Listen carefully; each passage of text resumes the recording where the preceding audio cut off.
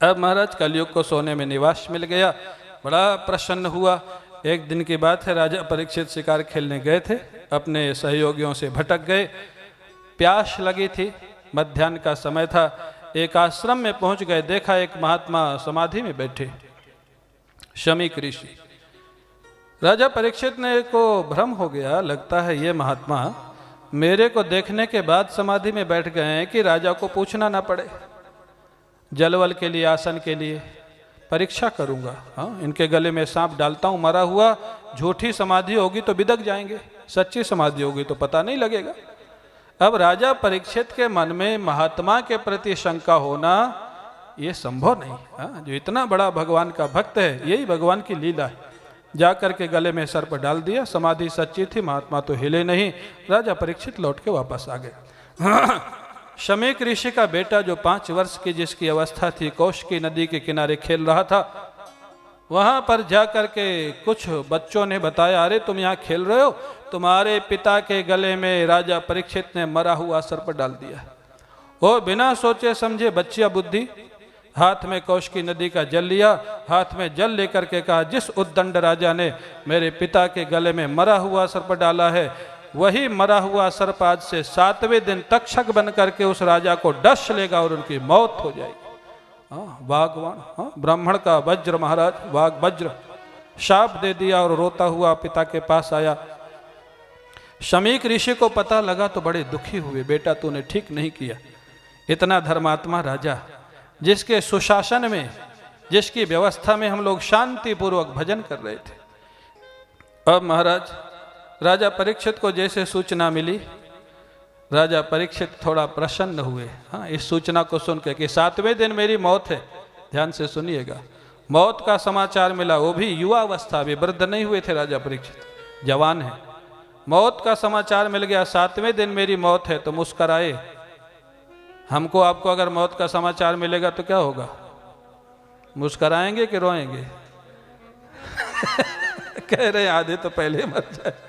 बात ठीक कह रहे। हाँ, आधा तो घबरा के ही मर जाएगा कि 7वें दिन मर जाऊंगा, अरे इतनी जल्दी। हाँ? राजा परीक्षित मुस्कराए, लेकिन क्यों? राजा परीक्षित इसलिए मुस्कराए, ससाधु मेने नचिरेण तक्षकात अलम प्रसक्तस्य विरक्ति कारणम।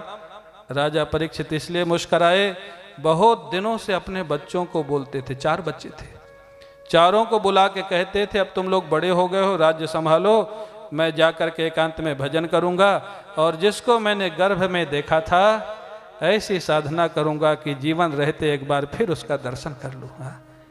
ये राजा परीक्षित रोज अपने बच्चों को बोलते थे, लेकिन बच्चे मानते नहीं थे। बच्चे कहते थे, नहीं नहीं पिताजी संभालेंगे तो आप ही, हम सहयोग करेंगे। ये 5000 साल पहले ऐसी स्थिति थी कि पिता बोलता था बच्चे को, तू संभाल, अब मैं भजन करूंगा, लेकिन बच्चे नहीं संभालते थे, नहीं लेते थे। आज बच्चे बोलते हैं, पिताजी आप भजन करो, हम संभाल लेंगे। पिताजी नहीं छोड़ते। कोई नाराज मत होना। कितना समय बदल गया। पहले बच्चे कहते थे, नहीं हम आप ही करो, हम संभालेंगे, आपकी सेवा करेंगे। आज बच्चे कहते हैं, इतना तक कह देते हैं, आपके लिए वृंदावन में कमरा बना देते हैं। ये जो समय की विलक्षणता है। हाँ, राजा परीक्षित प्रसन्न है। क्यों?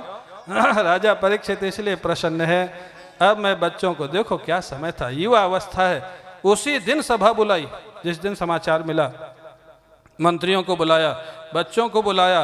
अब मैं तुम्हारी बात नहीं सुनूंगा, मेरे पास 7 दिन का ही समय है, मेरे पास परमिशन है केवल 7 दिन का। अब तुम राज्य करो, मैं गंगा किनारे जाऊंगा। जन्मेजय को राजा बना दिया, आधे दिन में सारा काम कर दिया और दोपहर में पहुंच गए सुखताल, गंगा किनारे। मुजफ्फरपुर डिस्ट्रिक्ट में सुखताल है, वहां पहुंच गए।